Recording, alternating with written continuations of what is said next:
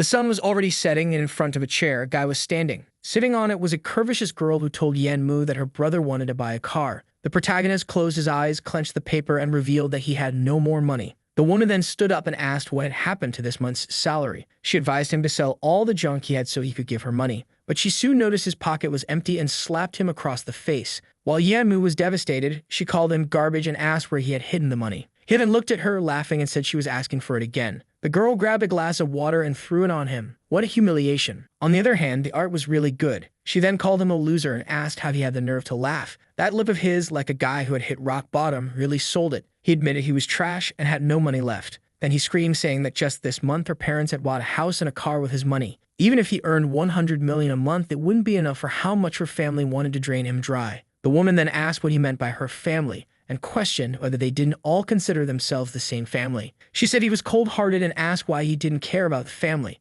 Yanmu laughed. He told her to go to hell with that idiotic notion of family because he was tired of them. The woman, equally unfazed, told him if that was the case, he could die 100 times over. He spread his arms and asked if she really thought he didn't have the guts. She said she'd love to see him die, but first she wanted a moment to buy some life insurance, so at least she'd get some value out of it before he went. Yanmu smiled. He said Fang Yuxu really was tough after all. He turned and ran toward the window. She shouted at him, but the guy was about to find out if he could fly. In the middle of his fall, he wondered if that was truly the end of his life. Then the scene shifted to July 1st, 2009. A short-haired woman asked Yanmu why he was suddenly kneeling. A blonde guy questioned if kneeling as soon as you walked in the door was a family tradition of his. That's when the protagonist seemed to regain his senses. He was surprised, wondering if he was alive. The woman, arms crossed, asked if he was going crazy. He looked up and called her Mom. Apparently in China, when you marry a woman, you start calling her mother Mom. But this one only said he could call her that if he put another 40,000 into the wedding. The guy was a bit confused, wondering what kind of dowry price that was.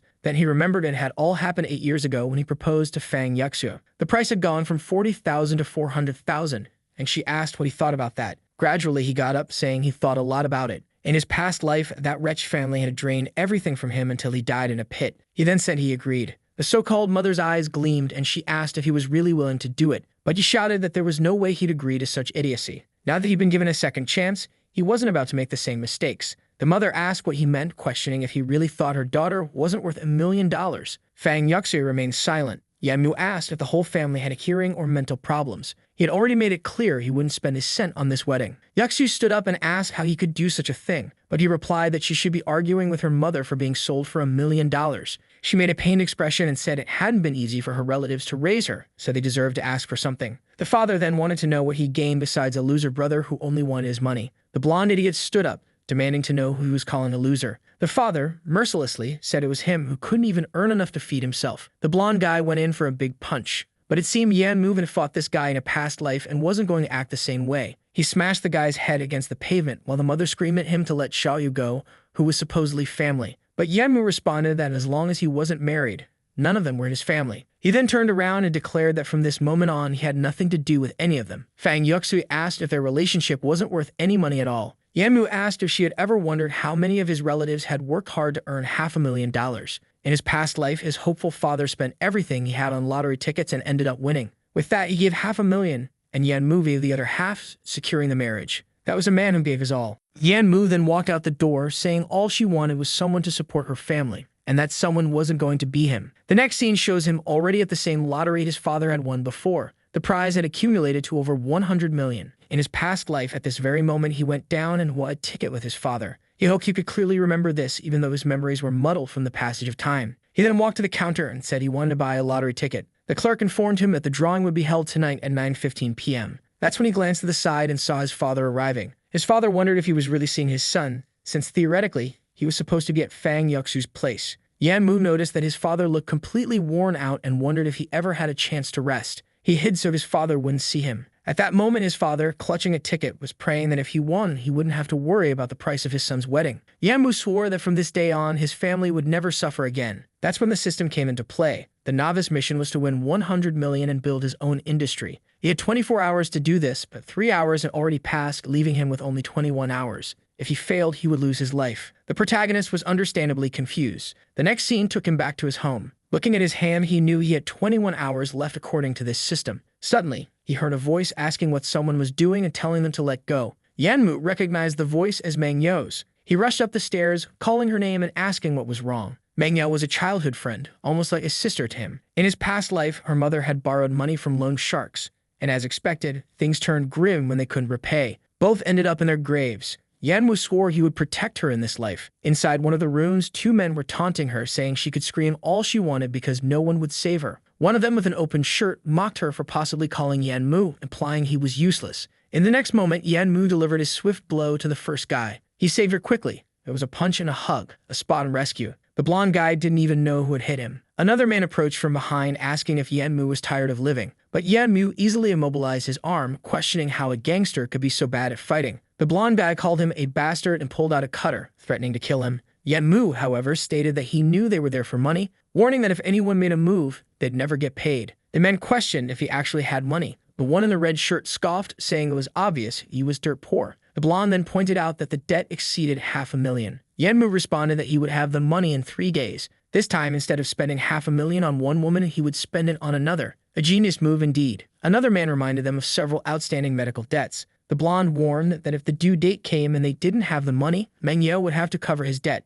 MANHWA declared that when he delivered the money, everyone would have to kneel and apologize to her. As they left, they mocked him, saying he should try his luck or he'd be without legs soon. The system then reminded him he had 20 hours left to complete the mission and had to act fast. His life was tied to survival points, and at the moment he had very few, so his body would begin to show symptoms. The system mentioned a real estate agency that was about to go bankrupt. While he pondered how his life was now determined by points, MANHWA called out to him, apologizing and saying she didn't want to drag him down with her. MANHWA told her not to worry and reassured her that within 3 days he'd ensure they apologized. But then his body reacted. His head began to throb and he felt nauseous. MANHWA asked if he was okay, and he collapsed on the mountain. The fall was intense, and seeing him hit the ground was truly heartbreaking. He apologized, saying he was hungry and felt weak, but he quickly realized these were the adverse symptoms the system had warned about. The scene then shifted to the Fang family home. The mother asked if he had responded to her call, to which Fang Yuxu said he hadn't. The father was ready to slap her, asking how it was possible to have a daughter who couldn't even control a man. The mother told Lao Fang to lower his hand, saying there was something off about MANHWA today. The father scratched his chin, agreeing it was strange since he usually groveled at Yuxu's feet. He wondered if MANHWA had somehow gotten rich. He then told his daughter that she needed to go and win him back before another woman did.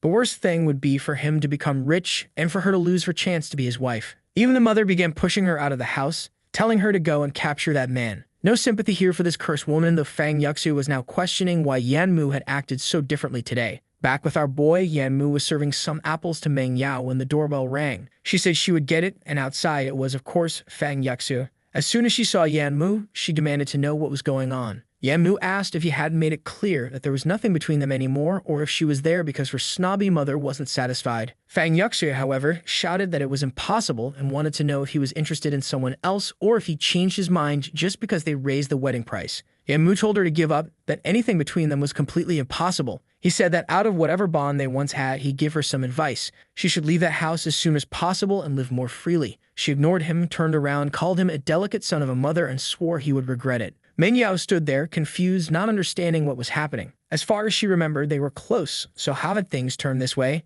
MANHWA told her to stay at his place for now because he had to leave for a trip. He muttered to himself that he didn't care about that stupid relationship and that it was time to explore the available businesses in the city. Out on Jiangxing Street, people were talking about the lottery drawing. Apparently, fortune fever was running wild in China. His father was there, saying all he wanted was for his son to buy a house and get married. MANHWA was hiding carefully. He didn't want anyone to know he was about to win. While watching the news, he noticed a real estate company called Fidelidade that seemed like a promising place to invest. He already knew that in the future, this company would become massive, but right now, they were facing serious challenges. If he took control of the company, he could potentially become extremely wealthy within a few years. He decided that this would be his first investment. The scene shifted to the Fidelidade real estate company the next day at 9:20 a.m. The place already looked like it had declared bankruptcy, and there were people shouting at the entrance. The system reminded him that his survival chances were low and he had little time left to complete the mission. Unfortunately, he had to visit the bank to collect his lottery winnings, which delayed him. A man in a yellow helmet walked by, mentioning he was bringing a banner.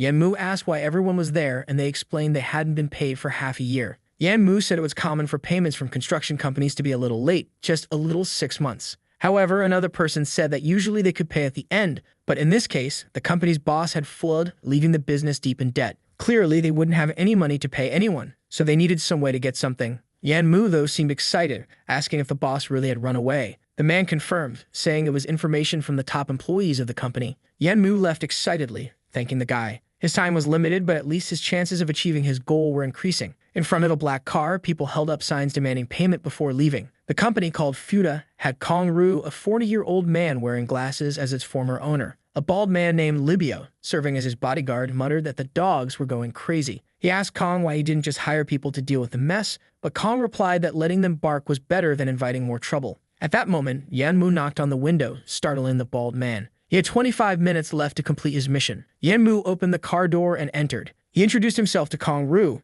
saying he was there to talk business. The bald man grabbed him by the collar, asking if he really wanted to die. Yan Mu calmly stated that he had information that could prevent Kong Ru from spending the rest of his life behind bars. The boss told him to forget about money since he didn't have the means to pay anyone. But then Yan Mu revealed that he was there to give money. He offered to assume all the company's debts, including overdue wages, but in return, he wanted ownership of the Fuda real estate company. Kong questioned if Yan Mu understood the value he was talking about since they owed a lot, especially to unpaid employees. Yan Mu, with just 10 minutes left on the system's clock, said he'd take it all. Kong said he wouldn't even start talking for less than 50 million. Yan Mu agreed to the amount. Suddenly, Kong shouted, asking why this kid who barely had facial hair was raising his voice. The bodyguard told him to stop making up numbers. Yan Mu silenced him with a swift blow to the throat. Kong was shocked that this kid had taken down his bodyguard. He told the bald man to hold back and asked Yan Mu not to waste his time if he didn't have the money to pay employees. Yan Mu insisted he take the land and debts for 50 million and pay immediately. He knew Kong Ru was desperate to escape, and acquiring as much land as possible in this city was his goal. Yan Mu demanded everything Kong had in his name in the area.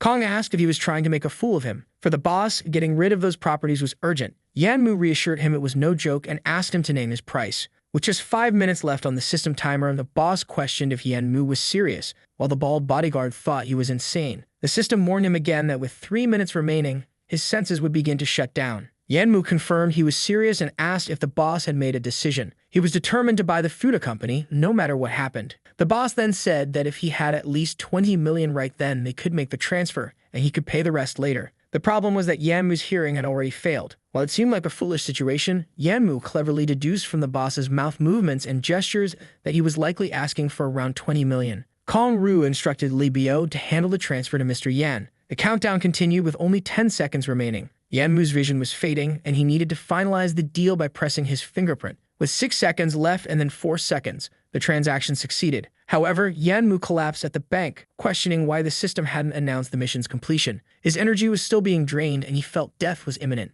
At that moment, the system finally congratulated him, awarding him 13 survival points. Yan Mu didn't celebrate, he was simply relieved to be alive. The system explained that survival points could be used in the system's store or to extend his life. Meanwhile, the commotion erupted as someone shouted at Kong Ru. A man in front asked Yan Mu if he was okay. Yan Mu confirmed and told Kong Ru to use the money to pay the workers as soon as possible. Kong Ru instructed the man to inform everyone outside that they would be paid by the evening. The announcement was made through the sunroof, but the skeptical crowd doubted that months of overdue payments would suddenly be resolved. One of them said that if they weren't paid, they'd return to put an end to it for good. The bald bodyguard asked what their next step would be, and Kong Ru suggested returning with Yan Mu to strategize. The scene shifted to the real estate office, where the former president brought documents for Yan Mu to review. Yan Mu dismissed the old plans and marked certain areas on a map. He pointed out specific lands to purchase and others to leave untouched. Kong Ru complained that one of the areas Yan Mu wanted to buy was isolated and abandoned, calling it a waste of money. Yan Mu, however, insisted it was the perfect spot for future development as new schools and buildings would soon emerge there, making it ideal for a commercial district. Yan Mu elaborated, saying they would build an entire shopping complex, including shops, a hotel, and more, with a unique design that met safety standards. Kong Ru agreed to handle it and was told by Yan Mu that good work would always be rewarded. Kong then invited Yan Mu to an upcoming investment meeting. The scene shifted to the Jingping Hotel, where Yan Mu inquired about the investment event. He glanced back and was surprised to see Fang Yuxu there wearing a revealing dress. A chubby man beside her blushed, saying he hadn't expected her to look so stunning. Fang Yuxu appeared annoyed, as this was the only man willing to pay the exorbitant wedding price. The man pulled her aside, asking if she was distracted. It was then that she noticed Yan Mu. They exchanged looks but said nothing. The blonde-haired man sensed they might know each other. Yan Mu reflected on how quickly Fang Yuxu had moved on and dismissed any concern. It was none of his business. However, when the blonde man bumped into him on purpose, Yan Mu asked what he thought he was doing. The man accused Yan Mu of standing in the way and jabbed a finger at his chest, questioning if someone as poor as him even knew where he was. Yanmu mocked the man for his appearance, but the blonde man demanded to know if Yanmu had any idea who he was and whether he really wanted to pick a fight in front of the girl. Ignoring him, Yanmu asked Fang Yuxu about her relationship with this man, to which she replied that it had nothing to do with him. The blonde man walked away, taunting Yanmu for dreaming he'd ever have a woman like Fang Yuxu. Yanmu reflected that he had once thought Fang Yuxu was a simple and kind girl and believed the problem was her family, but it seemed he was wrong, and this realization allowed him to finally let go. The scene shifted to the investment reception. The system assigned Yanmu a mission to invest in one of the businesses present to earn 10 more points. Yanmu knew this would be challenging, given the people in attendance. A security guard blocked his entrance, asking if he knew where he was going. Yanmu asked if this wasn't the investment reception. The guard sneered, telling him to leave because the event was for people planning to spend millions. Yanmu ignored all of it and simply stated that he was also there to make some investments. However, the security guard mocked him, asking what kind of investor walked around in janitor clothes.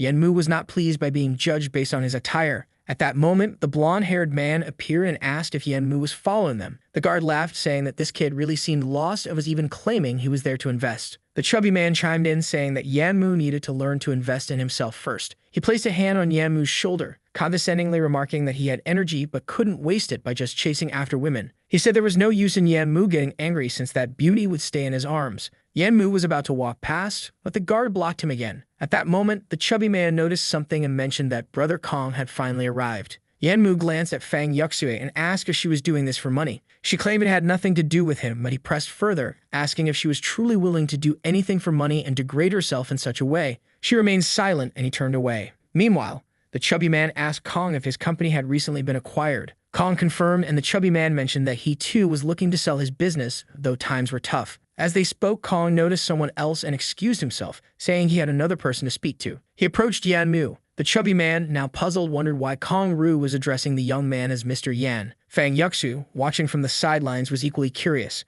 Mr. Ma, the chubby man, asked Kong if he had lost his mind by calling such a young man his boss. Kong clarified that they were misunderstanding. Mr. Yanmu was indeed the new owner of Fuda. The chubby man was shocked, asking if this was the person who had recently bought the company. Kong confirmed it. Immediately, Meidong turned to Yanmu, apologizing profusely for his previous behavior. He claimed it was all just a joke, that he didn't know Yanmu's identity, and begged for forgiveness, promising to do whatever was asked of him. Yanmu turned to him and asked if he was Mr. Meidong. Meidong confirmed, and Yanmu coldly told him to leave. Naturally, Meidong left fuming, muttering that Yanmu would pay for this humiliation. Once inside the event, Kong Rui asked if Yanmu had any particular investments in mind. Yanmu replied that he hadn't decided yet and needed to look around, knowing that the best auctions were likely already taken. That's when he noticed a booth for a company called Nebula, which would become highly influential in the internet industry. The representative handed him a card, explaining that they would be producing wireless routers. Yanmu recognized the man as Zhang Penju, the company's founder. Seeing him working so hard now made it clear why Nebula became so successful in the future. Kong advised against investing, claiming it was a foreign company with little value in the local market.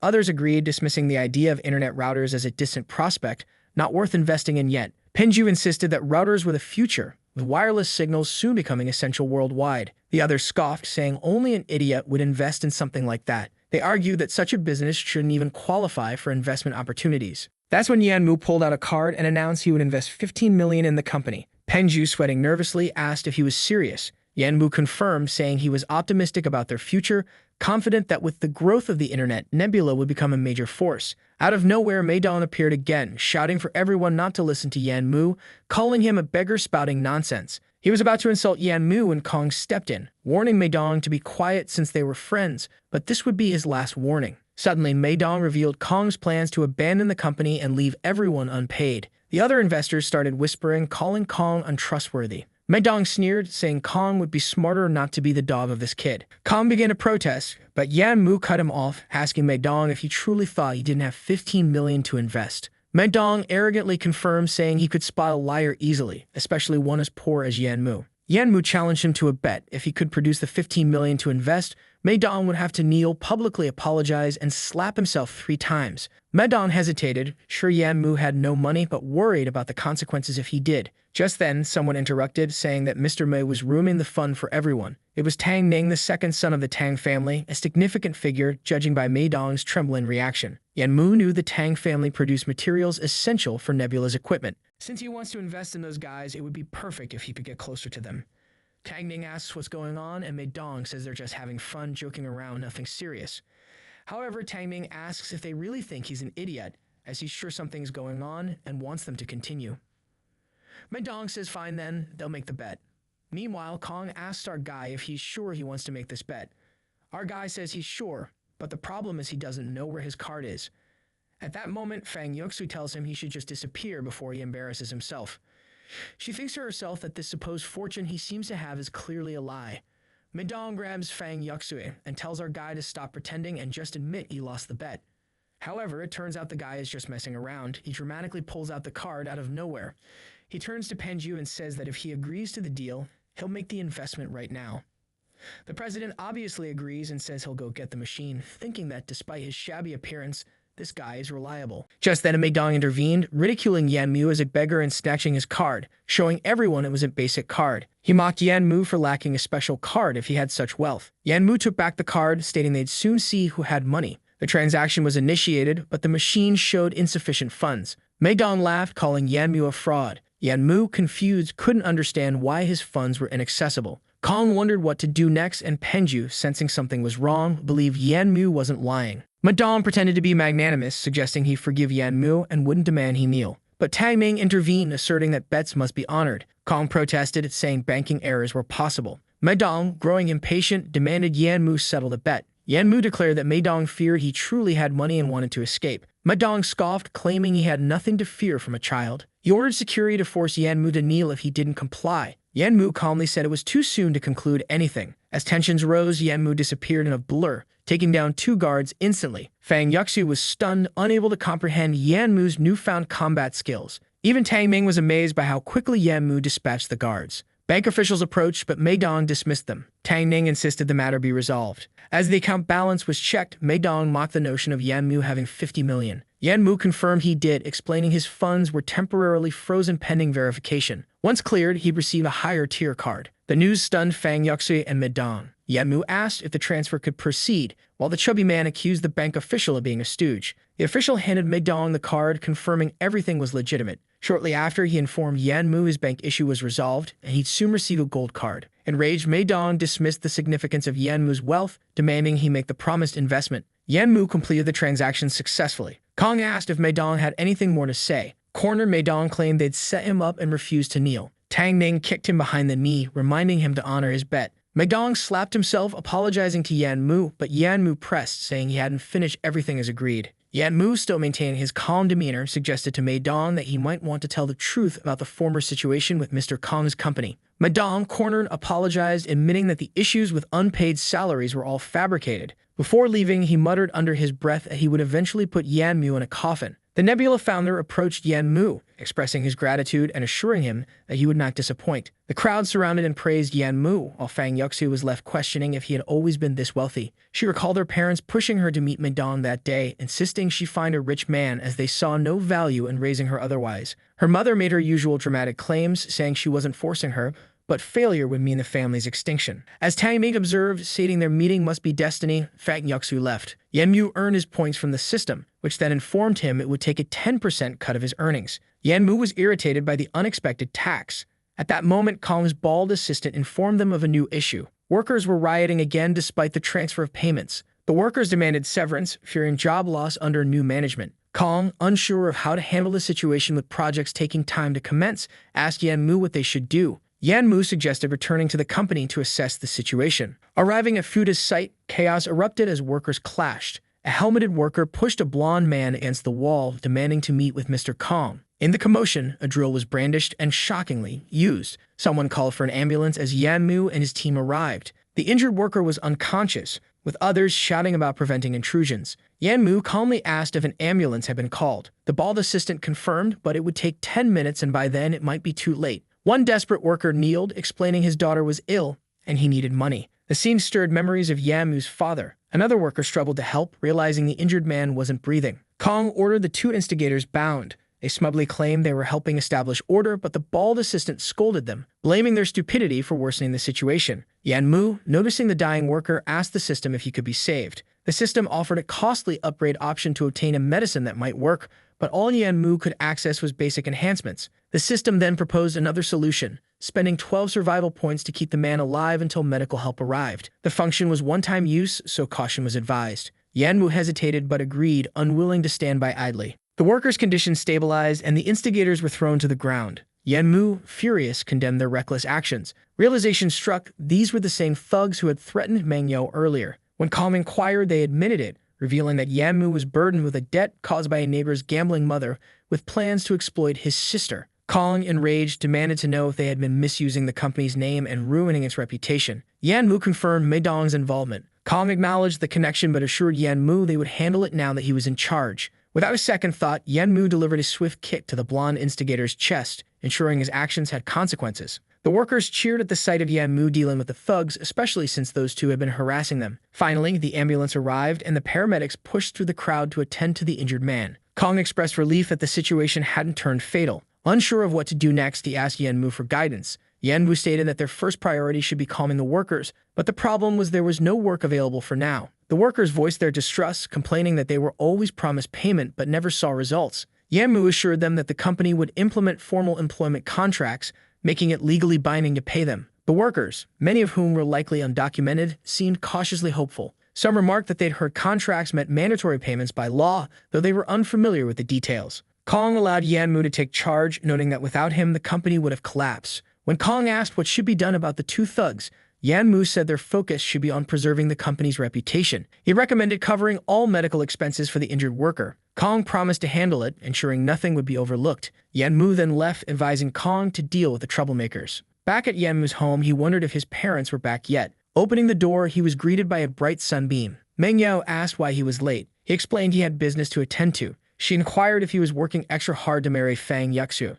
Yanmu dismissed the notion, promising instead to find a better place for her soon. He knew Mangyo's dream was to live in a grand house, and perhaps he could make it happen tomorrow. She asked what surprise he had in store, but he suggested she rest first since it was late. Lying in bed, Yanmu reflected on the system's grip over not just his life but the lives of others. He wondered about its limitations. The system then informed him he could enter a unique space when in a secure location. The room distorted and the system asked if he was ready for his inheritance. Confused, he questioned what inheritance it meant. As he looked down, he saw an image of himself from before his rebirth. The system explained that he must accept the Lord's inheritance or the world would be annihilated. Not much of a choice, he thought, and before he could answer, the process began. The system warned that after receiving the inheritance, his level would be restricted, and no more missions would be available for a while. Staring at his hand, Yanmu wondered what was happening. The inheritance completed and the system displayed a progress bar, 1%. It explained that without sufficient attributes, he couldn't unlock all abilities. Yanmu groaned, frustrated by the system's games, but resolved to claim everything in due time.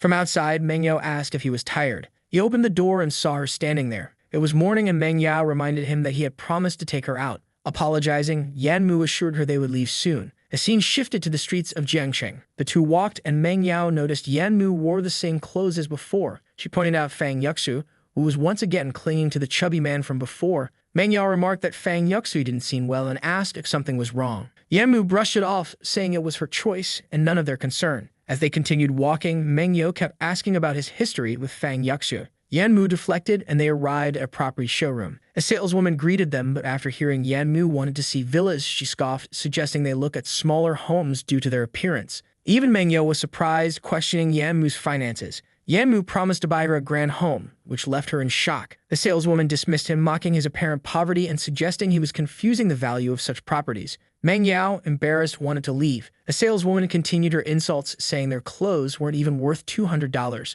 so how could they afford a mansion? Yanmu took Mangyo's arm, intending to leave, when a man with purple hair appeared. Recognizing him as Su Fei, Yanmu attempted a friendly greeting, but Su Fei coldly brushed him off. He sneered, pointing out Yanmu's poverty and questioning why he was talking about buying a villa. Yanmu ignored the comment and asked why Su Fei was speaking to him at all. Su Fei, feigning nonchalance, mentioned that he managed a few small businesses and was on the market for a new house. The saleswoman eagerly jumped in, praising Su Fei and saying that he was perfect for one of their exquisite villas. Su Fei then turned to Yanmu, smugly stating that he had more pressing matters and that Yanmu, being a drifter, could take his time. Yanmu, unbothered, replied that he had a relaxed life, so Su Fei could go ahead. The saleswoman accompanied Su Fei to view the villas, leaving Yanmu to step aside, pretending to make a phone call. It was clear he wasn't planning to let this slide. Meanwhile, Su Fei pulled out his card, ready to make a purchase without further inspection. The saleswoman informed him that the suite cost $2 million and confirmed if he was sure. She was thrilled about the high commission she stood to earn. Xu Fei, driven by his long-standing envy of Yan Mu for his academic success and popularity with girls, took the opportunity to feel superior. He glanced at Meng Yao, noting Yan Mu's absence, and mocked her, suggesting that Yan Mu had abandoned her. Yan Mu returned, apologizing for the delay. Xu Fei dismissively remarked that it didn't matter,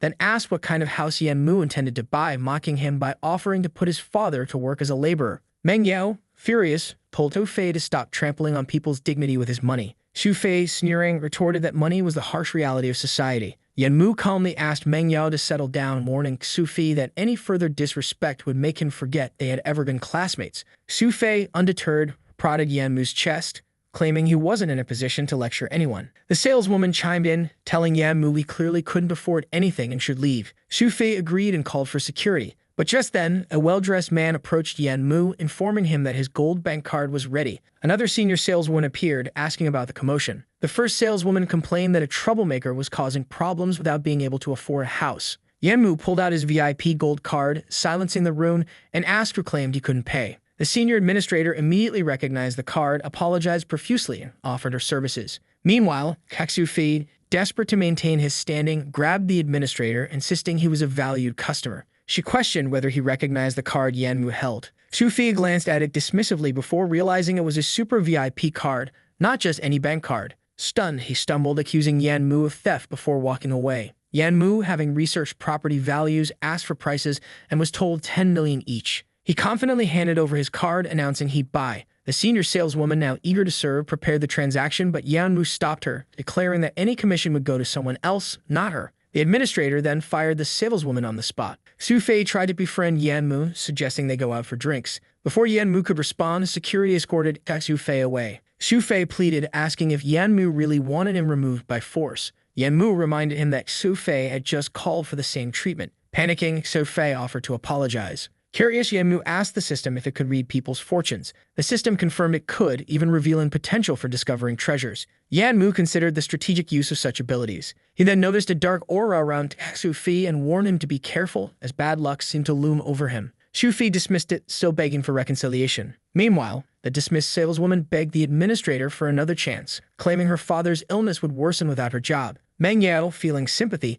asked Yan Mu to reconsider. Yan Mu agreed, and the administrator allowed the saleswoman to stay, attributing her second chance to Yan Mu's decision. Observing Meng Yao's golden fortune aura, Yan Mu noted she was destined for good things. Nearby, an older woman, impressed by Yan Mu's success, asked if he'd like to meet her granddaughters. Yan Mu, bold as ever, replied that he was with his girlfriend and was there to buy her a house. Yan Mu whispered quietly to Meng Yao, asking her to cooperate and play along so they could avoid an awkward situation. She turned away, blushing, and he asked what was wrong. Just then, he received a call from Fang Yuxu. Meng Yao immediately noticed his change in demeanor. Checking his old model phone, Yan Mu saw a message from Fang Yuxu saying she was in room 606 and needed help. Yan Mu wondered if she had willingly gone to the hotel with Madong. Meng Yao saw the message too and insisted that if he didn't help Fang Yuxu and something terrible happened, he'd regret it. Yan Mu, however, dismissed it, saying it was no longer his problem. Meng Yao pleaded with him, saying he couldn't just stand by. She told him to help Yuxu and assured him she'd make her way home alone.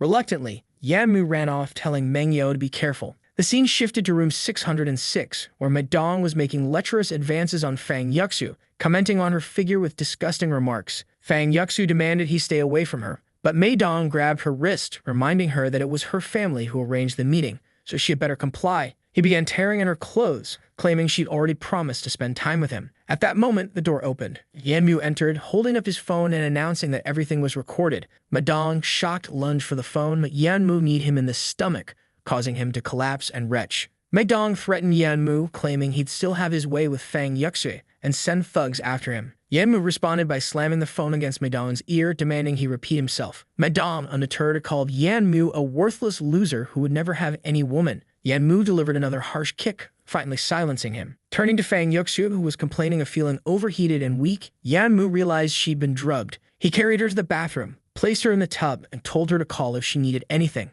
Meanwhile, Madong tried crawling away but received another kick from Yan Mu. When Madong protested, claiming he hadn't actually done anything, Yan Mu reminded him of the recorded evidence, Desperate, Medong asked what Yan Mu wanted. Yan Mu, ever pragmatic, asked if Medong was prepared to pay for his freedom. Medong, paranoid, suspected Fang Yuxu of setting him up. Yan Mu dismissed the notion, stating it was none of his concern what happened when the footage went public. Medong countered, claiming the hotel wouldn't release security footage to him, to which Yan Mu coolly replied that he had connections with the hotel manager and invited him to test his luck. Panicking, Medong tried negotiating, offering 5 million. Yan Mu scoffed, demanding 40 million. Fang Yuxu emerged from the bathroom at that moment, and Medong, frantic, raised his offer to 10 million. Yan Mu pressed on, settling at 30 million and warning Medong to keep his word. Clearly defeated, Medong fled, muttering threats of revenge. Yan Mu turned to Fang Yuxu, asking if she was okay. She thanked him for his help. Yan Mu brushed it off and prepared to leave. Suddenly, Fang Yuxu grabbed his arm, asking if it was true that he planned to invest 15 million in the Nebula Group. Yan Mu questioned if she hadn't seen him transfer the money earlier. She admitted she had, but was confused about how he suddenly acquired such wealth. Yan Mu avoided the question, instead asking if money was more important to her than feelings. Fang Yuxu released his arm and Yan Mu left, telling her she'd find her way home on her own. Back at the real estate company, Mengyo asked if he had sorted everything out. Yan Mu confirmed he had, thanking the manager, who assured him he would always be treated as a valued client at their company. Yan Mu gently comforted Mengyo, who admitted she was tired and didn't want to intrude on anyone's life anymore. Yan Mu reassured her that he would finalize the paperwork for their new residence tomorrow. Meanwhile, at Medong's office, his underlings fussed over him as he ranted about his injuries. They demanded to know who had hurt him, ready to retaliate. Medong, seething with rage, told them to hold off for now. He had plans to deal with the Fang family first, determined to claim Fang Yuxu if he had to pay the 30 million. Back at the Fang household, Fang Yuxu's parents speculated about her absence. Her mother suggested it was a good sign, implying she had captivated Medong's attention, likely working her charm. Just then, Fang Yuxu returned, visibly distressed. Her mother, feigning delight, questioned her lateness. Fang Yuxu quickly shut it down, announcing there would be no deal with Medong. Shocked, her mother demanded an explanation. Fang Yuxu revealed Medong's attempt to drug her and how Yan Mu had intervened. Her father dismissed Yan Mu's interference as a nuisance,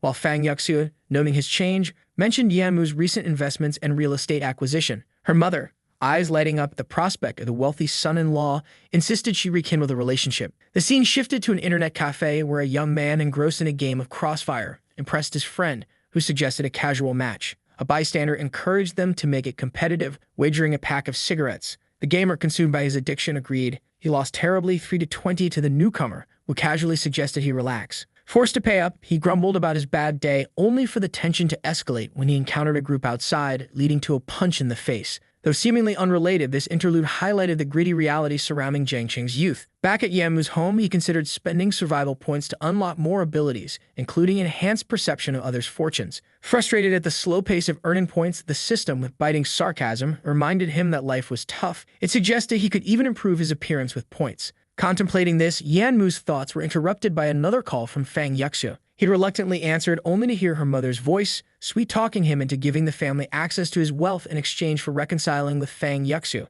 Yan Mu snapped, telling her to stop bothering him. Shortly after, Yan Mu received the finalized contract for the properties he purchased. Meng Yao, noticing his glum demeanor, asked if he was okay. He apologized, and the real estate manager thanked him for his patronage. Wandering the streets of Jiangxing, Yan Mu encountered Fang Yuxu once again. She seemed to appear intentionally, and Yan Mu, weary of the constant run-ins, asked why she was following him, reiterating that they were done. Fang Yuxi revealed that her brother had gotten into trouble at a cyber cafe and owed $500,000. Worse, he had been kidnapped, and the captors demanded the money for his release. Yan Mu, unimpressed, coldly stated that her brother's problems were not his concern. Desperate, Fang Yuxu grabbed his hand and offered herself, promising to fulfill his physical desires if he helped. Yan Mu, disgusted, pulled away, telling her to have some self-respect and lamenting how far she'd fallen. Tears streaming, Fang Yuxu pleaded, saying her family was powerless to save her brother. Yan Mu, unable to fully suppress his compassion, reluctantly agreed to help, but only if they cut all ties afterward. Fang Yuxu resisted, insisting they were still family and couldn't simply walk away from each other.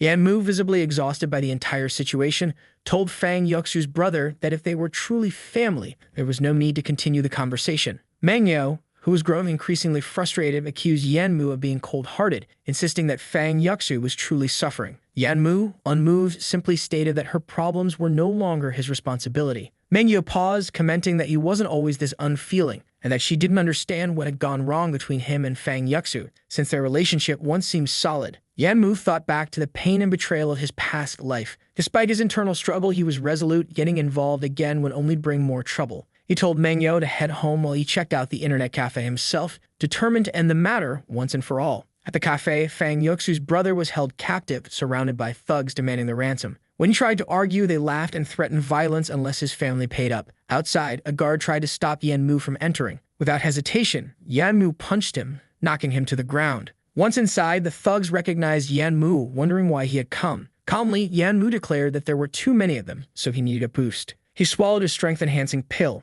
increasing his power significantly. One thug, who had previously targeted Meng Yo, taunted Yan Mu, reminding him of a debt. Yan Mu coldly questioned why he should pay, and the brother, tied up, begged him to hand over the money to avoid escalating the situation. But Yan Mu had no intention of complying. He exuded a dangerous red aura, warning everyone to keep still. When one of the thugs lunged, Yan Mu struck with unyielding force, knocking him across the room. More goons surrounded Yan Mu, but he fought back effortlessly, his enhanced strength making short work of them. Fang Yuxiu's brother, shocked, demanded to know why Yan Mu had taken so long to intervene, even suggesting that Yan Mu should compensate him to keep quiet. Yan Mu, perplexed, realized that the brother had no gratitude, only greed. In response, he slapped him, demanding to know when he'd grown so bold. Yan Mu warned him to go home before he lost his temper entirely, reminding him that he'd only come because of Fang Yuxiu's desperate plea. Just as Yan Mu turned to leave, Madong and a mob of thugs blocked his exit. Madong, thirsting for revenge, ordered his men to kill Yan Mu. Faced with overwhelming numbers, Yan Mu's options were limited. The system intervened, offering an agility pill in exchange for more points. Yan Mu consumed it, enhancing his speed and reflexes. He easily dodged a thrown brick and moved so quickly it seemed as if he were teleporting, dismantling Madong's men with ruthless efficiency. Madong found himself on the ground again, helpless against Yan Mu's might. Yan Mu asked why he plotted his death, and Madong, ever blunt, said it was payback for what Yan Mu had done to him. Yan Mu, amused by Madong's flawed logic, agreed it made sense, though it was unfortunate for Madong to be on the losing end. With time running short, Yan Mu demanded compensation for the wasted effort and points spent. Desperate, Madong offered 20 million to avoid further punishment. Yan Mu accepted, insisting on immediate payment. Shortly after, Yan Mu's account was credited with 50 million, as Madong had neglected to transfer the 30 million owed from their last encounter. Yan Mu dismissed Madong, who vowed to recover his losses one day. Turning to Fang Yuxiu's brother, Yan Mu coldly asked if he knew his way home. The brother, still ungrateful, spat out threats, claiming he'd never forget the humiliation. Yan Mu, unimpressed, told him he should be grateful to be alive and warned him to stop using weak excuses for his failures. Tired of the pointless drama, Yan Mu demanded the brother disappear. Another harsh lesson was delivered, leaving no doubt about who was in control. Yan Mu dismissed the departing Fang Yuxiu's brother, who threatened to tell their parents everything, believing it would cause trouble for Yan Mu. Unbothered, Yan Mu decided to check his system. Despite having gained 50 million, there was no change in his survival points. The system curtly explained that money obtained dishonestly didn't count. Yan Mu grumbled, realizing even the system demanded moral earnings now. Back at the Fang household, the mother berated Fang Yuxiu for failing to secure Yan Mu, whom she disparagingly called trash. She questioned how Fang Yuxiu could let her brother Xiaoyu suffer. Fang Yuxiu tried explaining that Yan Mu had completely severed ties with her, but Xiaoyu stormed in, battered and bruised. Their mother, relieved to see him, asked why he looked so beaten up. Xiaoyu blamed Fang Yuxiu, claiming that instead of helping, Yan Mu had humiliated him. Fang Yuxiu was surprised to learn that Yan Mu had intervened. Xiaoyu twisted the story, saying Yan Mu had only shown up to make things worse, and his slap hurt more than the thug's beatings. He accused Yan Mu of profiting from her suffering, claiming Yan Mu's wealth came from extorting Madong. Their mother, incensed, declared Yan Mu to be worse than an animal for using her daughter's pain. Fang Yuxiu resolved to confront him, unsure if this explained his motives during their relationship. Meanwhile, Meng Yao questioned Yan Mu's mood, wondering why he seemed upset with the system. She teased him about being beaten up by someone. Yan Mu brushed it off, telling her to relax. When Meng Yao pressed, asking if he was still hung up on Fang Yuxiu, their conversation was interrupted as Fang Yuxiu arrived, demanding to talk. Meng Yao, taken aback, sarcastically asked if Fang Yuxiu was joining them for dinner. Yan Mu, unfazed, told her she wasn't welcome and asked why she was there. Fang Yuxiu, furious, slammed her hand on the table, accusing him of beating her brother while dining with another woman. Yan Mu clarified that Meng Yao was like a sister to him, but Fang Yuxiu dismissed the notion, pressing him on why he'd harmed Xiaoyu if he'd gone to save him. Fang Yuxiu insinuated that Yan Mu was with Meng Yao out of spite. Frustrated, Yan Mu demanded to know if she was delusional. Fang Yuxiu accused him of flaunting his wealth to humiliate her family, suggesting he could have used money to solve everything. Yan Mu reminded her of his poverty and declared he wouldn't waste a single coin on her vampire family. Enraged, Fang Yuxiu denied being from a family of leeches while Meng Yao watched, confused. Fang Yuxiu's voice rose as she accused Yan Mu of moving on quickly.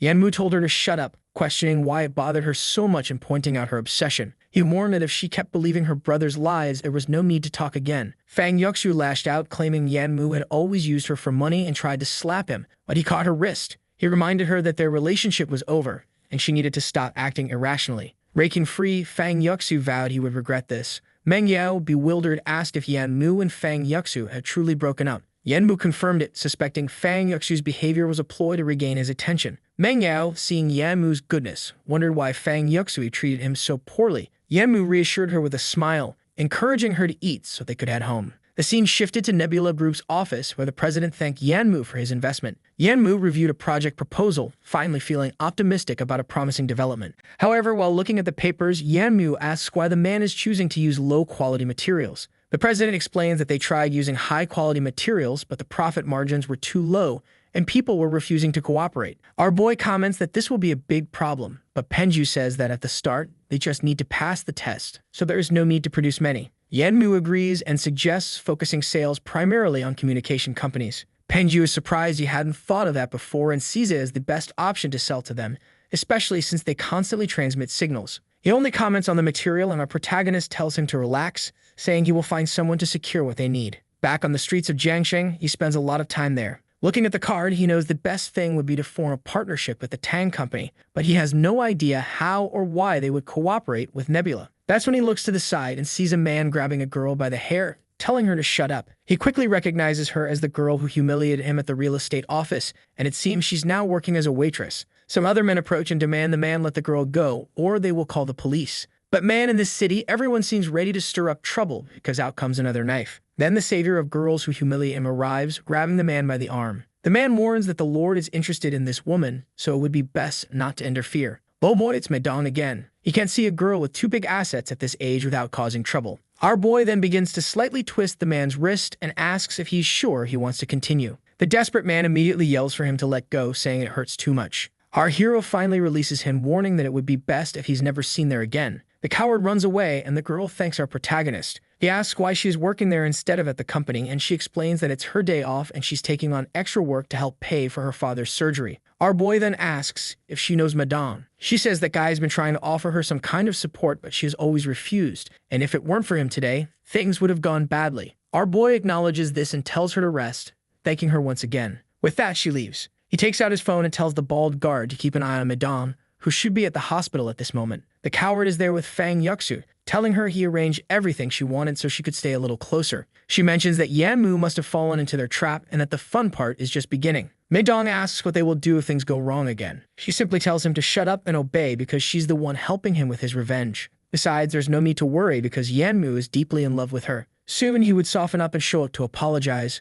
Ah, here comes this villainess plotting against our boy. She calls him and invites him to dinner, saying there's something good to eat. She apologizes for what happened earlier and says they need to reconcile. Then she suggests meeting again at the restaurant where they had their first date. She turns to Meidong and says her part is done, and the rest is up to him. She wants 30 million when the job is done, and then he will also get what he wants. Hold on, is she really selling herself for revenge? Now that's hatred. And she even wants to get back together with the guy. However, it seems that Yanmu is already aware that the two are working together to ruin him. He then asks the system how many points he needs to make an upgrade. It responds that he'll need to earn at least 20 more. He asks how many points can be bought with 30 million points, and the system tells him 10. He wonders how many millions this cursed system is stealing from him. With that, he gets up, saying he will have to find a way to make this easier. He then calls Mr. Kong and tells him he will need some useful information for tomorrow. In the next scene, he's arriving at the restaurant. The same woman who never changes her clothes is already seated at the table, not even bothering to dress up for the date with our protagonist. As soon as he sits down, she says she ordered all his favorites. She asks if he wants more drinks and apologizes for everything that happened recently. The system then informs him that there are sleeping drugs in the wine she's serving. However, due to the system's evolution, it poses no threat to him. Fang Yuxiu is wondering why he hasn't drunk it yet. Our protagonist takes a sip. He says that nothing that happened matters and they can leave it in the past. She remarks that she never imagined things would end like this. She always believed they would get married in this life. Yanmu states that if he married her, her family would drain him dry until he died penniless. She slams the table angrily, wondering why he still isn't asleep. He asks if he said anything wrong and she responds no, but that he is all she has in life. She then asks why her family pampers that brother of hers so much. She replies that it's natural to pamper a brother, while internally she's seething, still trying to figure out why he hasn't passed out. At that moment, our protagonist slams his face onto the table. She approaches, asking if he's okay, but you already know she's gloating inside. Smiling, she says he thinks he's strong, but in the end, he will lose everything to her. The scene then shifts to a hotel. Our boy was asleep and wakes up. Man, I thought he was faking it, pretending to sleep, but he actually passed out. Turns out our boy knew about the trap and still fell into it. He's a genius. He wakes up next to that girl from the real estate office who immediately calls him a bastard. He puts his hand on his face, saying he's sure he was having lunch with Fang Yuxu.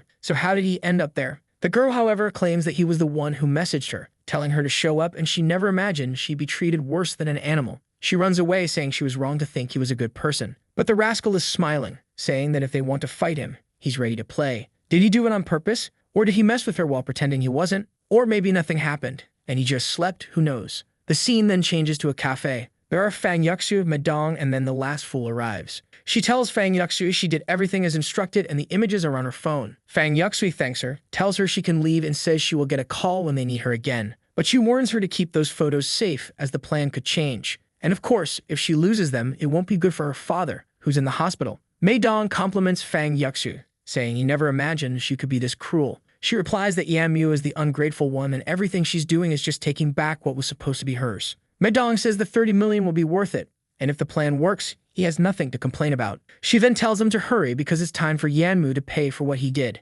Today, she would make him taste what it's like to be used. The scene changes to a hotel lobby where our boy asks what she means by that. Madong says it seems he doesn't know what he did, but that they're seeking justice. Our protagonist responds that he's a law-abiding citizen, so he has nothing to fear. However, Fang Yuxi says that last night they had dinner and he still did that with another woman. Madong adds that everyone already knows about the girl he allegedly forced into his room and the police are on their way. Even the reporters are there, and if this leaks, his life will be ruined. But Yanmu asks if the two of them think he's an idiot. That's when Fang Yuxi starts noticing that she and Madong are the ones being recorded. Madong insists, saying that Yanmu doesn't know what's good for him. However, our boy just tells him to wait a moment because he needs to make a call. At that moment, the secretary says Madong's and Miss Fang Yuxi's plans and threats have already been posted online. The fool's cigarette drops to the ground and he starts trembling, demanding to know what's going on. The reporters begin shouting, stating there's plenty of evidence that Madong used his influence to suppress numerous women. Additionally, his company is deep in debt. The reporters surround him and Fang Yuxu, demanding explanations for everything that's happened. The system then states that now that Madong's company is going bankrupt, it will probably be auctioned off. I'm not entirely sure, but I think the girl with the red hair is Tang Ming. She told our boy they paid her 500,000 to be part of all this. Our boy said he had enough evidence to put Madong behind bars for life. He then questioned whether she was trying to help him or Madong. Our boy leaves the scene, saying he's going to take over that fool's company. Meanwhile, Fang Yuxu seethes with rage. 2 days later, everything is being announced on TV, and Ming Yao learns about it. In interviews, Fang Yuxu always claimed she had no idea who Madong was, trying to distance herself from the subject. This makes Ming Yao realize that Villainous wasn't a good person. Back in his room, our boy wonders why he hasn't received any survival points after taking down Madong's company. He looks at the system and asks for just 1 point, complaining that it's been a long time since he earned anything. It's a very unfair world. That's when he receives enough points to upgrade the system. The window shines and suddenly a pink bunny appears out of nowhere. He stares at it, wondering what kind of crazy entity it is. He gets up, wanting to know how this is supposed to help him. But suddenly, the little creature vanishes. Whoa! A small hand grabs him, saying he's a good boy. You all know what's coming, right? Oh, more well-behaved than I expected. Well, well-behaved in terms of clothes, but not in actions. The girl is aggressive. Actually, never mind, she's not well-behaved at all, folks. She asks if he's satisfied and tells him to leave a 5-star review. At that moment, Meng Yao appears at the door and asks if he's seen the news, but he tells her not to come in. However, she opens the door, recounting everything that happened with Fang Yuxu. Man, I thought she wouldn't see the scene, but it's too late. She's already face-to-face with everything. She's left speechless and apologizes in despair. Our boy yells at the system, and she remarks that she thought it was a little cuter. Meng Yao, truly pure, faints upon seeing the scene. The system-like figure seems to place a cure on her face. Meng Yao then wakes up and asks who she is. Only in this work could something like this happen. She introduces herself as Yanmu's system. She says to call her Xiao Yu and informs that from now on, it will all be living together. Meng Yao, completely confused, asks Yanmu if by any chance she's dreaming. Meanwhile, at the Feng family house, the mother is trying to console the daughter, saying she'll find a guy soon. The brother, however, as always, is furious, saying she can't get anything right. The father comments that now that Madong is in prison, the money they were supposed to earn is gone too. And he tells his daughter that she will have to find another rich man to secure the family's future. Fang Yuxu, however, starts getting angry, wondering why she has to find a man to support this family. And with that, she begins to hate everyone. It is at this moment that the mysterious Su, a shadowy figure, asks if she wants to make a deal. The shadow introduces itself as Sue and says it can fulfill her desires. However, she lowers her head, thinking she must be hallucinating. But then the shadow transforms into a person, saying it knows she won't believe it, which is why it wants to make this deal. Sue tells her that she was used, abused, and abandoned by her ex-boyfriend, so how can she not be angry and full of hate? She admits that she is indeed full of hate, and the shadow offers to make a contract that will give her the revenge she wants. Instantly, she starts being consumed by the shadows, saying what she wants is money. It doesn't matter. One moment she's regretful and angry with her family, and the next she's ready to ruin our protagonist. At that moment, her brother asks why she's so quiet and if she doesn't care about the family's future. Seeing her staring at him, he questions why she's looking at him like that and why she's so useless. Her mother then says her brother is just stressed and she shouldn't take his words to heart, asking if she has thought about what she suggested. Sue then explains that she only needs to gather information about this particular boss and hand it over because she will do whatever it takes.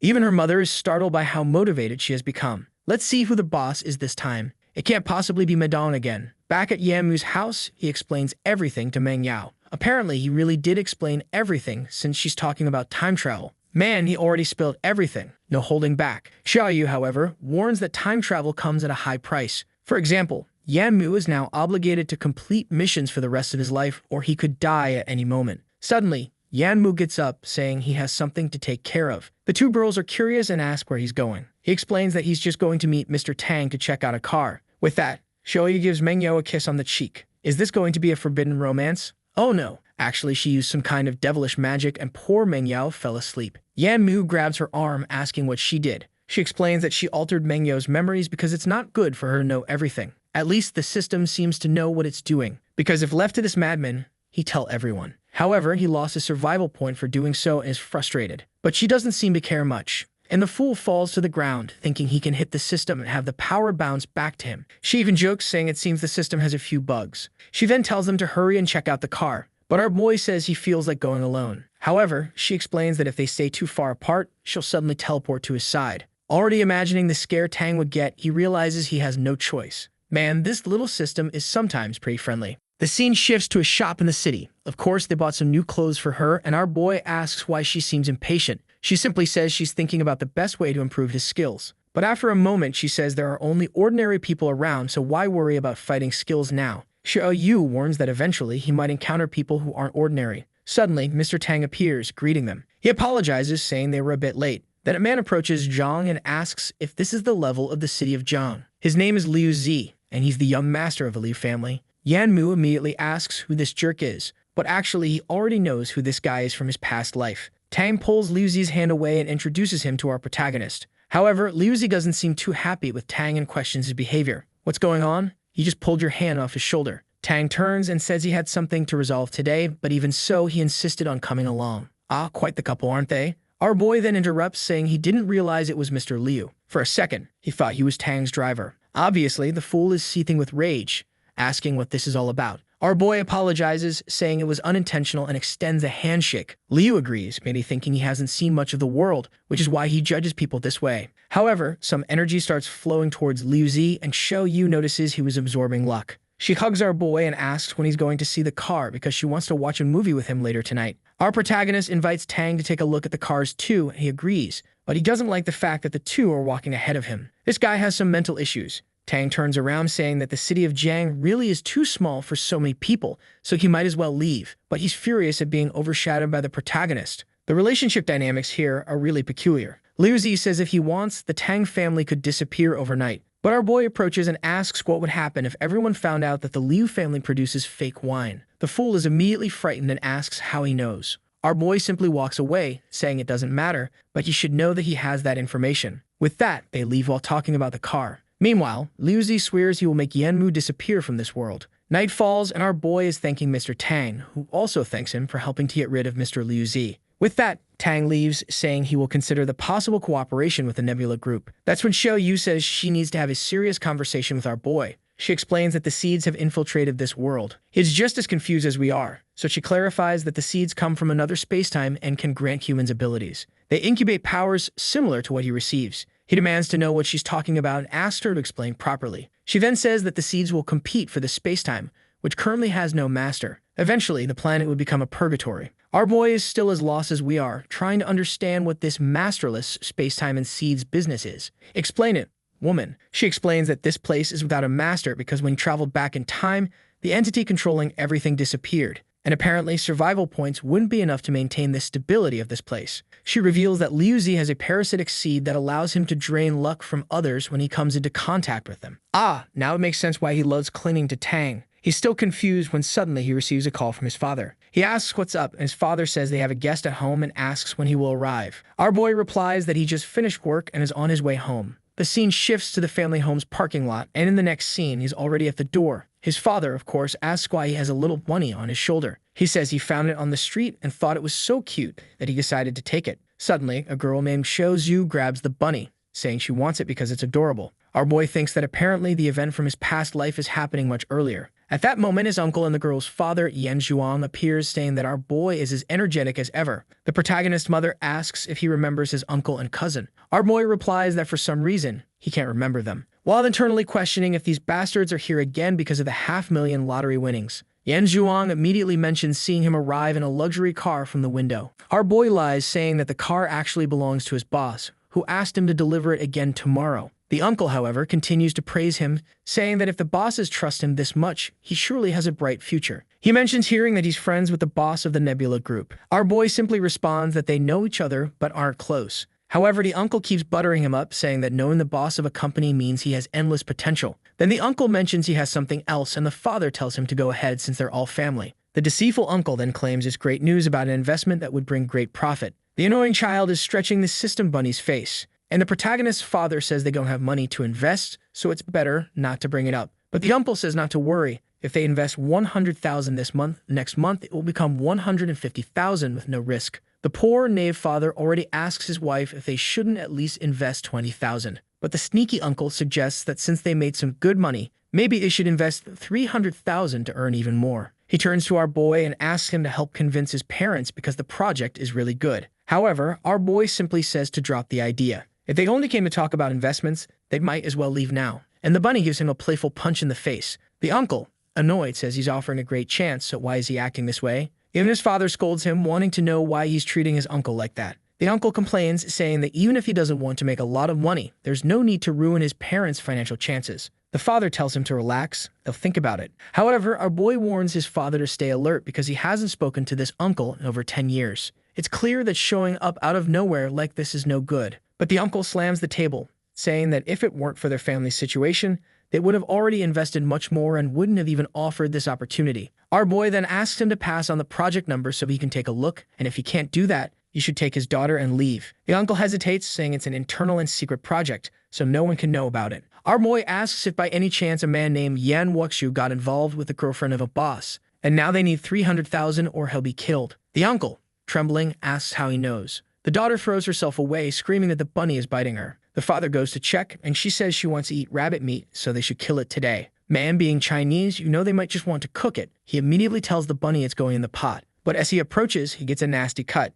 Our boy says the bunny is quite energetic, so it's best not to mess with it. He tells them to stop causing trouble, as their biggest problem is their lack of money. With that, the uncle leaves, cursing everyone, saying they'll end up working on construction sites for the rest of their lives. Our boy simply tells him to be careful on the way back. The father then comments that he never imagined something like this would happen, and the mother says she's really getting old and easy to fool. Our boy just advises them to be careful because nothing in this world comes for free. Meanwhile, at Fang Yuxu's house, the villainess, as always, is ready for a fight, saying the 300,000 had already been transferred to her mother's account. Apparently, Yuxu even gave her brother money, and he bought a new car. The mother wants to know where she's getting this money. The daughter just says she found a young, rich boss who owns 2 apartments, and they can live there. At this, the mother asks if she's really following the list of men she passed her. Man, the mother even had a list of men her daughter should choose in the city. Now that's a prepared mother. She's excited, saying she needs to tell the father the good news. She then closes the door and enters the room. The shadow says this is how they'll seal the deal and asks if it's easy. She recalls the moment she was beside a man who said she was much prettier than he imagined. The shadow told her she only needed to get closer and do nothing else. The man shrouded in shadows said he would give 300,000 as a gift to the Fang family. Now the shadow asks what she thinks of that and if she wants to continue. She replies that her family definitely needs money and she's willing to do anything. The scene shifts to our boy's real estate office. Kong Rui enters and informs him that the construction on the east side has already begun. He then asks who the new person is, but the boy brought version 2.0 of the system to work. He explains that she's the new secretary and asks if there's anything else Kong wants to say.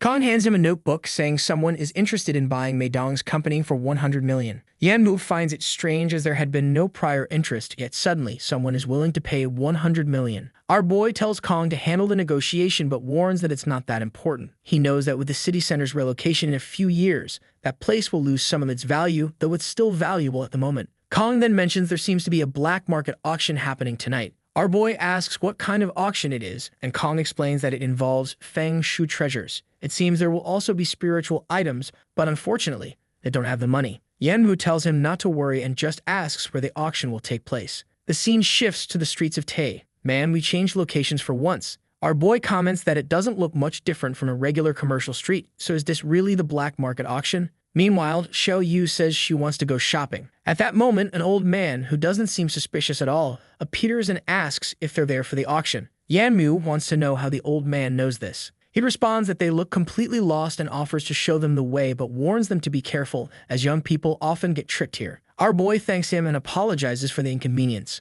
The man then leads him to the lower city and explains everything about the area. Our boy comments that he never imagined it would be so big. The only issue is that it costs 2,000 just to participate, and our boy laments his poor state. The old man thanks him and advises him to familiarize himself with the place before getting involved in anything. While walking around, Xiao Yu mentions that the aura of the seeds there is very strong. Our boy says the black market is all about money. Moreover, human desire is so high here that it's common for seeds to be attracted. However, Xiao Yu seems impressed by how quickly things are evolving. At that moment, someone asks if the esteemed gambler has decided which piece to bet on. The crouching man seems to analyze and say that both stones have the same weight, the same shape, and the same material. Meanwhile, the old man on the ground urges him to make a choice, saying it's his last chance. Our boy quickly notices that the stone on the right is glowing red. He immediately suspects that it's the one containing the treasure. The old man announces that the Xiao family boy has made a bet and calls everyone to join in. People start betting on whether or not the boy will be right. The organizer announces that there's already 200,000 on the line and asks if anyone else wants to join. Apparently, the poor boy's family is facing difficulties. The math genius decided that gambling was the best way to make money. He's banging his hand on the ground, hoping he doesn't ruin his father's future. However, our boy steps in and says he'll bet 300,000 on the boy. The old man warns that if the Xiao family loses, they'll have to pay 3 million as a penalty. Our boy says if they want, he'll bet 3 million then. At this point, the old man realizes the danger and suggests he stick to the 300,000. The blue-haired boy then asks if our boy is new to this place since all the games are rigged to some extent. But Yanmu appears unfazed, saying he's sure he'll win this. With that, he moves forward with Xiao and Wei, and it seems like the man needs to check what's inside the stone. The scene shifts to an old man stating that inside that place is a piece of jasper worth over 500,000. Oh, I see. They looked at the first stone, which wasn't chosen. The gambler then tells him to open the stone chosen by the boy. The old man begins the process and he turns to our boy's girlfriend, suggesting she should leave him before they both end up broke. However, she replies for him to watch the defeat he's about to face. At that moment, the appraiser announces that there appears to be some sort of ruby inside. At that moment, the fool realizes he's screwed. The announcer declares that it contains a blood pigeon ruby. Not the most epic name, but alright. People start saying it's impossible while our boy is confused, wondering what that is. Xiao Yu explains that this ruby is of the highest quality and is worth at least 1 million. The boy from the Xiao family is immediately excited by its value. Our boy then turns to the betting man and asks if he has the money to hand over. The man replies that he doesn't know who he's dealing with and orders him to swipe the card already. Of course, he swears he won't forget this. Our boy is already happy, thinking that with this ability, the black market is an easy way to make money. That's when someone calls out to him, and he turns to see the boy from the Xiao family. The boy introduces himself as Xiao Cheng and offers to help him get into the auction if he wants to go. Our boy turns around, curious, and the boy apologizes if he's intruding. But our boy introduces himself and says that if Xiao Cheng can really do that, he'd be eager to see the auction. Xiao Cheng assures him that tonight he will be part of it all. Yet Mu already knows that people were calling this boy Master Xiao, so his identity is definitely not simple. A while later, they're in the VIP area of the auction, and the boy thanks our boy for trusting him. He explains that he has a black card that allows him to participate because otherwise he couldn't afford to be there. Yanmu asks him to explain the situation. The boy says the only way to access the auction without restrictions is by having one of the 3 existing black cards. One belongs to the market owners themselves, another to a mysterious force, and the last one to the Xiao family. However, in recent years, the Liu family seems to be gaining more influence there. And now that the Xiao family is facing difficulties, they seem to be getting discarded. Xiao Yu asks if by the Liu family he means the young master Liu Zi. Cheng asks if they know each other. Our boy replies that they don't know each other well. They've only met once. Suddenly, someone announces that the ruby he delivered was appraised at 5 million. The woman asks if he wants to sell it, but he says he wants it to be part of tonight's auction. Time passes and it's finally time for the auction. The presenter removes the cloth, revealing a Ming Dynasty vase. The starting price is 20,000. Xiao Cheng asks our boy if he's not interested in these items. He explains that he's just there to observe opportunities, not necessarily to buy everything. The boy says that among all the items, the only truly interesting one is the ruby vase. The gavel falls and the porcelain sells for 300,000. Our boy notes that the vase is surrounded by a strange black smoke, so it definitely brings bad luck. The presenter then announces the next item, which hasn't been seen in years in this place. It's the ruby that Xiao Cheng is auctioning. The woman explains the item's discovery and is about to announce the starting bid when someone immediately offers 5 million. From the audience, a man says this is the ruby Xiao Cheng obtained. The bids keep climbing, 6, 10, and 30 million. Master Liu continues to raise the price, saying he wants it. But with such a high price, the betting man suggests taking it from Xiao Cheng. However, Liu Zi shouts, bidding 60 million. Yan Mu didn't expect that scoundrel to be there. While others are fuming over his relentless bidding, our boy raises it to 70 million. Xiao Cheng warns him to be careful, as it's not wise to take anything from the Liu family. But Shou Yu tells him to stay calm and keep watching. Yan Mu recognizes Liu Zi as the same poor man from Tang's domain. At that moment, the betting man shouts that it's the same bastard who bet 300,000 on Xiao Cheng earlier. The bidding reaches 80 million and Liu Zi taunts, saying he's ready to play with the boy. Xiao Cheng warns our boy again to let it go, but he responds that he's going to make Liu Zi spend as much money as possible. Instantly, he raises the bid to 180 million. Liu Zi is shocked, wondering where this poor man got so much money. The presenter counts down once, twice. Liu Zi raises it to 300 million. Man, this auction is fierce. No slow increments here. Our boy is impressed, saying Liu Zi is quite brave. It goes up 400, then 500, 600, 700, 800 million. Xiao Cheng knows the bid has far surpassed its true value. Soon, the auction will be cancelled. Liu Zi raises it to 1.2 billion and asks if the boy will continue this game. Our boy says he's done. Liu Zi is very generous and rich, so he can have the ruby. The woman counts to 3, strikes the gavel, and declares it's sold. The boss asks how they're going to get that much money, but Liu Zi scoffs, asking who said he'd pay. In another room, he's complaining that he already made the transfer. However, the receptionist tells him that until the 1.2 billion is in the account, he will be banned from the black market. At that moment, the fool realizes he's in trouble.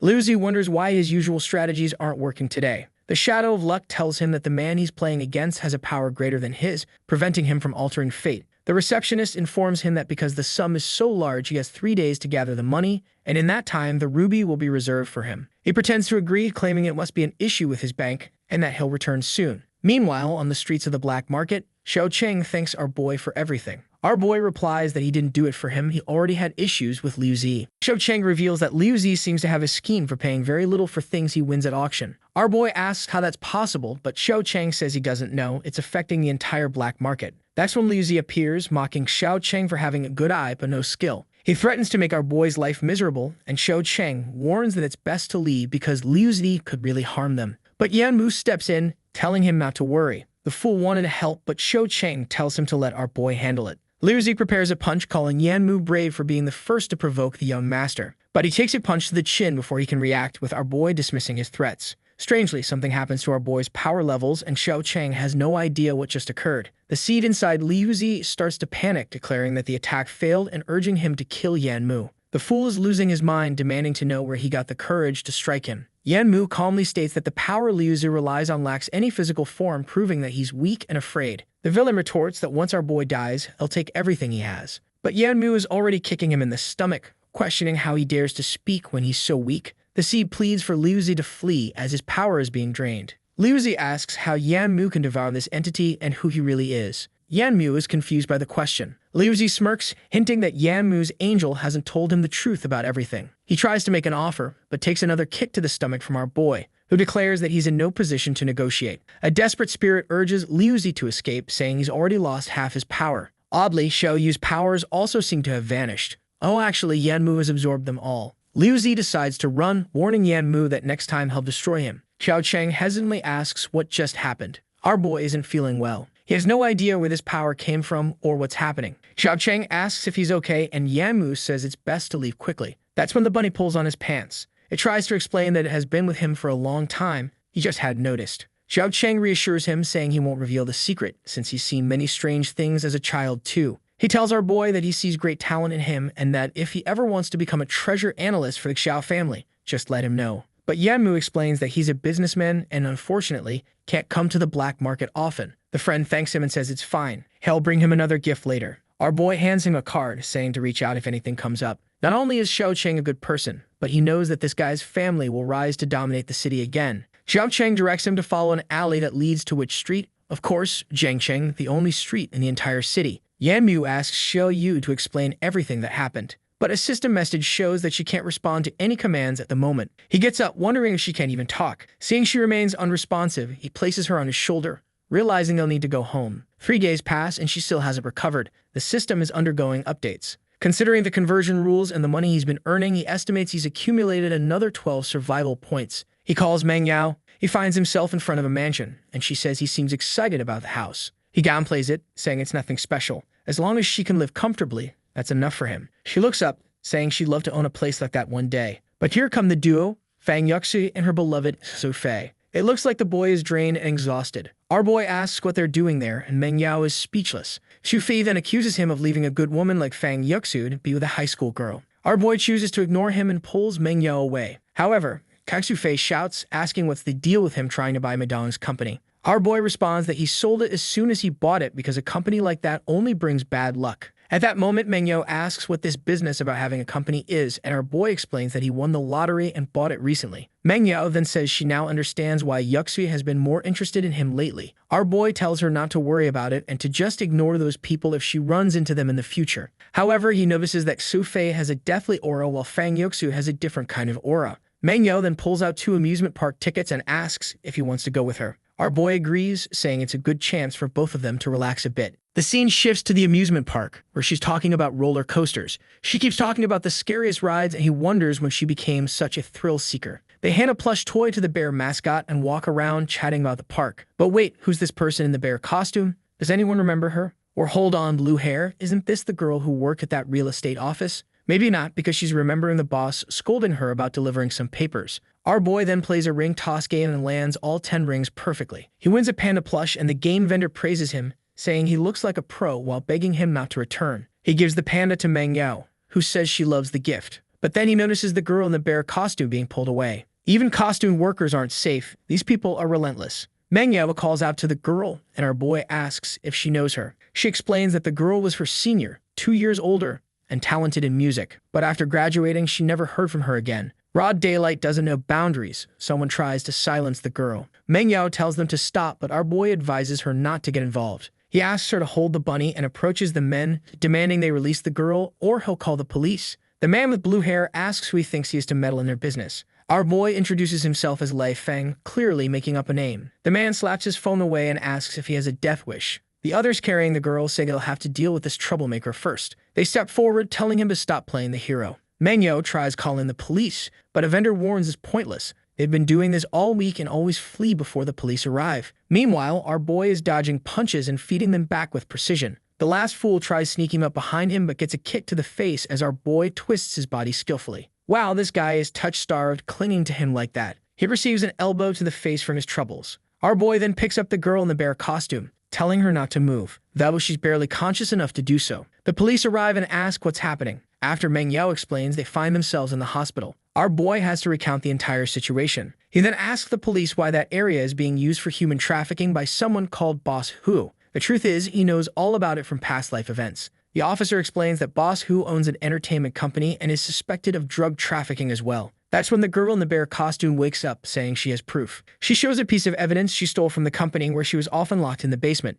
She managed to escape several times but was always recaptured. The police thank her for the evidence, saying it's extremely valuable and will be kept confidential. The girl vows to gather more evidence to put the man behind bars. Our boy commends Miss Qin for her courage. He offers her a job at his company once it's all over. Suspicious, she asks who he is. The officer explains that he's the one who saved her today. Yanmu turns to the police and asks if he can leave. They agree, and the next scene shows him back in his room. Strangely, everything is turned off and he wonders why his parents aren't there. Suddenly, the system window opens with a bang. A message informs him that he will make a new journey since he's in a safe place and the system will restart. He then finds himself in front of a statue, wondering why it looks different from last time. The writing on the wall describes being born in the wild world but appearing for the first time in the imperial world. He's completely bewildered, with no clue what it means. That's when Shou Yu reappears as a woman explaining that these writings tell the story of a god's birth. Another part mentions that since birth, the world was empty and peaceful, and the being was there only to observe and gather treasures. But then a visitor from the heavens arrived, and they fought for more than 10 days. Unfortunately, after the war, the being couldn't protect the treasures. In battle, he killed over 10,000 bandits, but still couldn't save everyone. In the end, he sealed himself away with what remained, waiting for the right time to be reborn in this world. Man, I'm just as confused as you, Yanmu, and everyone else with this chaotic story. Xiao Yu explains that the so-called seeds are entities that can destroy this world. The message mentioned that in the cave there are countless treasures, but they are not to be stolen or used. Indeed, there are many treasures. Our girl is greedy. Our boy asks what the point of being there is if they can't take anything. Xiao Yu explains that he will receive his first mission from the system gods in this place. Then appears the demon trial, with the reward being the Kanglang mind technique. The demon tells our boy that the first trial is a mental demon, which he will only understand once it begins. He then asks what this Kanglang mind technique is as it's the reward. She explains that it is a technique created by the god of creation himself, capable of eliminating countless enemies with a single move. It's fundamental and the origin of all martial arts. He asks if this will make him invincible, and she says he'll only find out if he presses yes on the system. He immediately accepts. The system informs him that the challenge will begin and be limited to 60 minutes. The mental trial starts with voices telling him that if he gives the money, she will marry him. Man, even a clone of himself appears, telling him to pay attention to the voices in his soul. Our boy is desperate, suffering, saying he has nothing to do with the Fang family anymore. Man, the Fang family traumatized him deep in his soul. The printed version says that Fang Yuxu is even working with Madame, so she will never let him escape. The tragedy of his past life will repeat itself, no matter what he does. He remembers his father giving money, which he foolishly handed over to Fang Yuxu's family. The voice begins asking if he doesn't want revenge. Now that he has money, it's the perfect chance to make them pay for everything. Our boy is in pain, saying he can't take it anymore. But he refuses to be trapped by this fate or let any of it happen again. He punches and destroys the clone. It disappears, but not before saying that he is still too young. Apparently, he had already gone through 99 cycles of this. Xiao Yu knew he just needed to endure a little longer. Then, our boy appears, having completed the trial. Even Xiao Yu is surprised, asking if he's finished, to which he replies yes.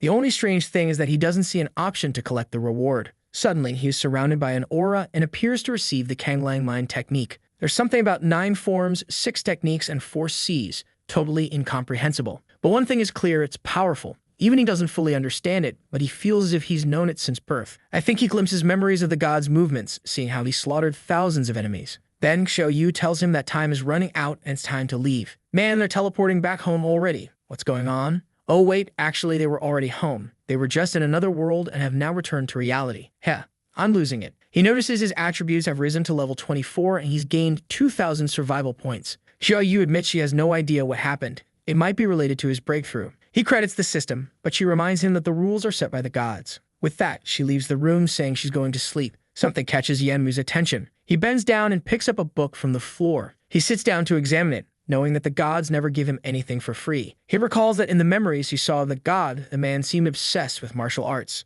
Strangely, his system appears to have a mini-system of its own, urging him to collect fragments of the primordial god. This would help her win the reincarnation race and become the master of time and space. The system won't stop nagging, so she swats it away, telling it to disappear. Then she reappears in another place, and the system declares this is the last time they will meet. But once he reincarnates, he will become the owner of this world once again. With that, the mini-system vanishes. Whether it's hers, his, or both is unclear. It's all a bit confusing. At that moment, she notices that the god's will has completely disappeared. Back at the Tang family house, someone asks our boy why that girl from last time isn't with him. He says she had things to do and asks if young Master Tang is interested in her. The truth is, since last night, Xiao Yu has vanished. The system also seems to have some limited functions and he doesn't know what's happening. He wishes he knew where she went. After all, she once said that if she stayed too far away, she would be teleported back to him. Tang calls out to him and our boy apologizes for being distracted. Then he says that in addition to discussing cooperation with the Nebula group, he brought a gift. It's a fragment of an ancient technique he collected, which he is sure the Tang family will be interested in. The problem is, the pages seem a bit worn and don't contain much content. However, Tang gets excited, assuring him that this is indeed important to them. Our boy remarks that it takes a true expert to see value in something like this.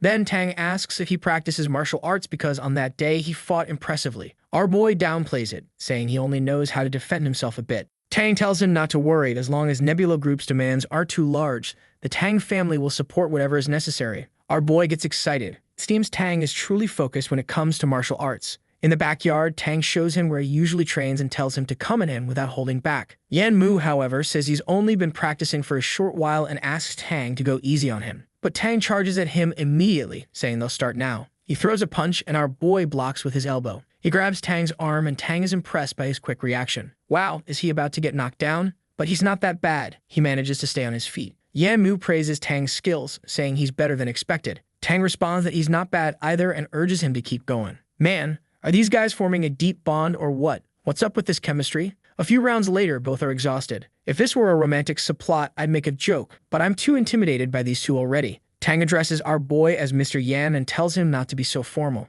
With that, he gives him a pat on the back and says it's time to finalize the contracts. Back at the Nebula Group office, Yan Mu asks the project lead why he's still at work. The guy, clearly dragging his feet, asks what the problem is. Our boy tells him there's some news he didn't want to share over the phone and hands him the documents. Penju is shocked to see that the Tang family is willing to support the Nebula Group. Our boy asks if that's enough, and Penju assures him it certainly is. Our boy then stands up and tells him to go home and rest. However, Penju mentions one more request. He discussed with some Nebula Group partners, and they're not skilled at commercial sales. They'd only want to handle product development while Yan Mu could take over the company's name and negotiations. Yan Mu asks if they're not worried, he'll steal everything. But Penju expresses faith in his vision and abilities. Clearly, he's also interested in the Nebula Group's future. Besides, the company has significant growth potential and he's unsure if he can manage it all. Our boy agrees to help, but since he's now deeply involved, the goal will be even greater. He introduces a product called a smartphone, a phone with a large screen and a camera. Wow, where did you get this idea, man? Furthermore, he decides to relocate the entire Nebula Group to his real estate office.